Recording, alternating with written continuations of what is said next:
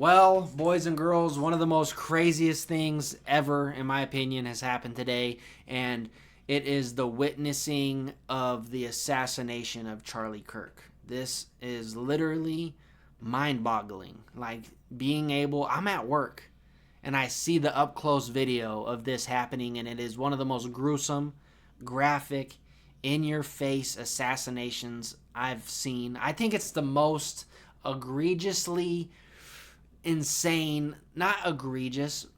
Well, killing anyone is egregious, right? But what I'm trying to say is that this is probably the most graphic assassination, modern assassination in our time in terms of American history, right? In the modern times where we live in from 2000 to 2025 or 2010 to 2025, this is the most, it's the craziest assassination of our lifetime so far, of, people born in the 90s, 2000s, whatever it may be. It's not okay to look at this and go, he had that coming, he deserved that, this and that, yada yada. Turning this into a gun control problem is kind of whack too, in my opinion, because you guys are just like, well, he's the one who advocated for guns, now look at him. You have no empathy. You can't empathize with a guy who just lost his life and a family that just lost their dad. You can't empathize with that before you put this gun control narrative out there.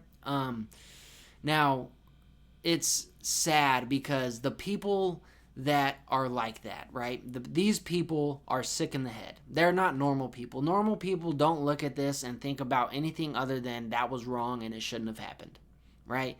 That's sad. It shouldn't have happened no matter who you are. It doesn't matter what kind of arguments you got, unless they're really egregious, far radical arguments, about like exterminating a certain kind of people, or like, advocating for violence against women, children, and other people. Like, if it's just the type of arguments he had, which were like about abortion, transgenders, gay people, this and that, right? He, at the end of the day, was an advocate for free speech and civil debate. Okay?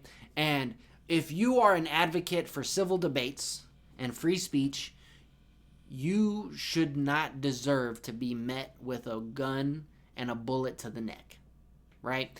And has he said some crazy shit? Yes, he's said some crazy shit. Does he deserve to be murdered for saying some of the crazy shit?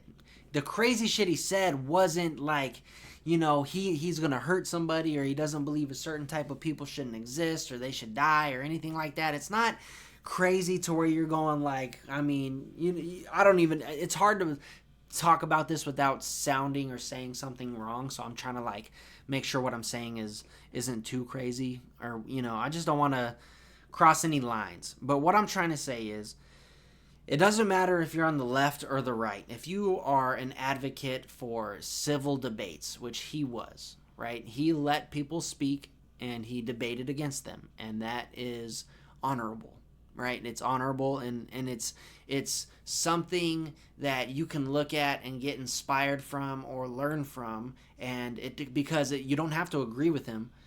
But if you don't like him, become him in your way. Go out there, debate people. Talk and let others talk like he does. Give them the chance. And if you disagree and you have points to shut them down, boom, boom, boom, rattle off your facts. Become him in your own way, right? You don't have to kill the guy just because you don't agree with what he said. You don't have to shoot the guy and take away a husband, a father from children just because you don't like what they said. And, it's kind of just disgusting seeing the people that are advocating for his death. You know what I mean? It's a little bit like the CEO being killed and people are like, yeah, he deserved it. Now, I can see how there's a case for that because it does get really, really swampy and messy when it comes to healthcare. Okay, I get that. If my mom or dad or my son or his mother was denied some kind of health care and it ended up killing them, I can see the point of view. Okay, I can see that point of view because they have the power to help people and change people, but they are using their power for greed and people end up dying that way, right? So I can see that, but this is totally different. So when people are online and they're advocating for his death and or making a gun control post about this shit or saying, well, hey, he's the one who said that he would rather take, it's going to take people to die every year for us to have our Second Amendment, right? Was that some crazy shit he said? Yeah, fuck yeah, that's crazy. That's crazy, bro. Why would you say that? But for people to go, oh, he's the one who said that, now look at him. That's God shutting him up. A bullet right through the neck is God talking to him saying, hey, buddy, you need to pipe down. What the fuck are you talking about, Troy Bond? What the fuck are you talking about? Other people that have been making these you know what I mean? It's just kind of sad. It's sad that that's where your head is. You know what I mean? It's sad that that's where you automatically go when you see something like this rather than going, fuck, that's fucked up. That's fucked up. Even though I disagreed with a lot, if you're one of these people who are like, even though I disagreed with a lot, everything he says, you still don't have that empathy. Like, you can't just be like, man, I disagree, but it's sad. You can't just say that, bro. Like, you can't just leave it at that. You have to say these things that make you look like a fucking crazy ass motherfucker. Like, it's just not okay to just be okay with watching someone get murdered in front of a bunch of people. And maybe he said some things that felt like it was hate speech, right? But just because you hated what he was saying doesn't mean he was preaching hate, And I kind of lost a lot of respect for him after his Epstein thing, where he was like, hey, Epstein, I'm done talking about it. That's where I lost respect for him, right? Not because I was an avid listener to him and I was like, I agree with this, and this. There was a lot of things I disagreed about with Charlie Kirk, but to be able to say your opinion and be able to do what he did is admirable. It is, in a term of like, I could go do that right now if I wanted to, and I should be able to. He's teaching us that we shouldn't be violent towards one another, and we should just debate each other. It doesn't matter what we're debating, right? It doesn't matter where each of us come from. If I'm saying one thing and you're saying the other thing, let's keep it at that and only that, and let's keep it civil to where something like this never happens, right? And I think we can all agree to that it's not that hard to wrap our head around that it's okay to debate one another without violence, right? And if you can't control your emotions and you want to physically hurt somebody or kill somebody, you have a problem. And if you're okay seeing somebody that advocated for free speech, civil debates, get murdered, you have a problem. If you see this and you go, hey, well, there should have been gun control, huh? Maybe Charlie changes his mind after that whole, a couple people are going to die every year for me to have my Second Amendment. Maybe he's regretting that. You're the problem. You're the problem as well. Okay? You need to have empathy first. You need to care for your neighbor. Doesn't matter what they look like. Doesn't matter their beliefs. You need to love thy neighbor, just like God said. And the thing is a lot of people are saying Charlie's going to go to hell, right? He's going to go to hell. He's going to get what he deserves. Listen, buddy, a lot of people don't understand this. And I'm going to kind of end this off here, because why not end it at a better point than God, right? God gives grace. Remember that. Triple G. God gives grace. Okay? He doesn't give what you deserve. Okay? If he gave you what you deserve, we would all pretty much be going to hell. Am I right? Are we all perfect? Have we all broken amendments and the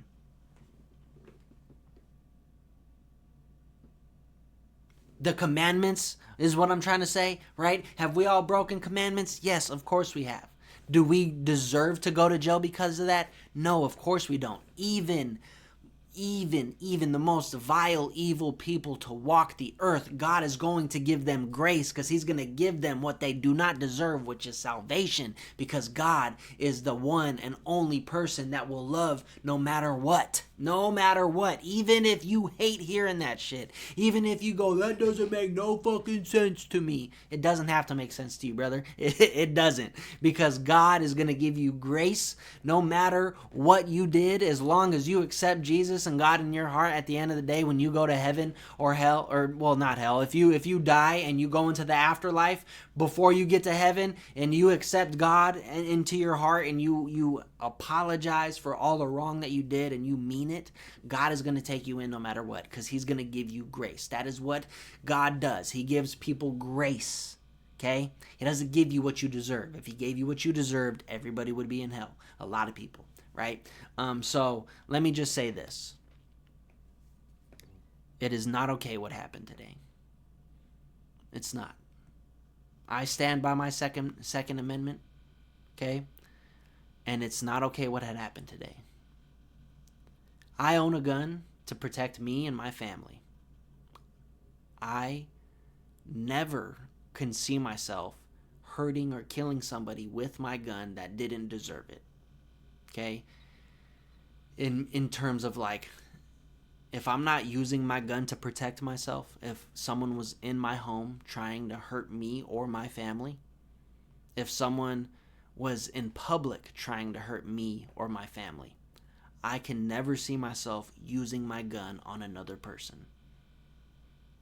And anybody who can see themselves using their gun on another person, just not talking about war, talking about in a self-defense or in a malicious way, if you can see yourself hurting somebody with your weapon in a malicious, aggravated way, you have a problem. It's not the guns. It's the people behind the gun. And I know a lot of people don't understand that. Okay? What happens when we don't have a gun to protect ourselves, and then there's still a mass shooting and there's no one who could stop him because no one else has a gun? What if the government says, fuck it, we're going tyrannical, and you're going to stay in your home because you didn't get your vaccine? Or you're going to get vaccinated or you're going to die. What then? What then? Just remember that. That is real.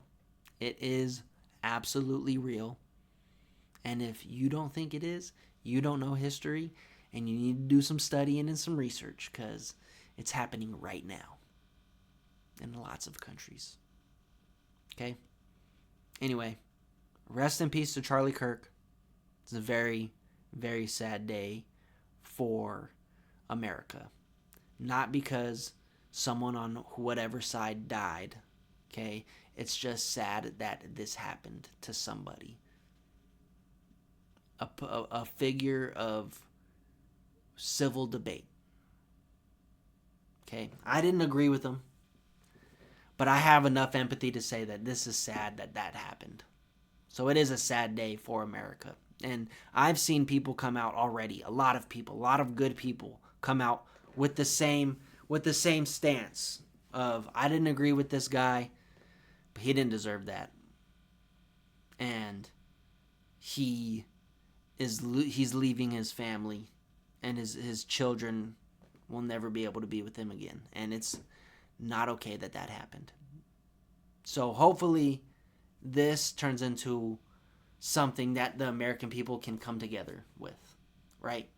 Hopefully it's something like that, where it's so egregious, where we can all just put away our sides and our differences and go, that there, doesn't matter who it was, that's not okay, and that's not America, right? Anyway, that's me. I'm signing out. Peace out, everybody.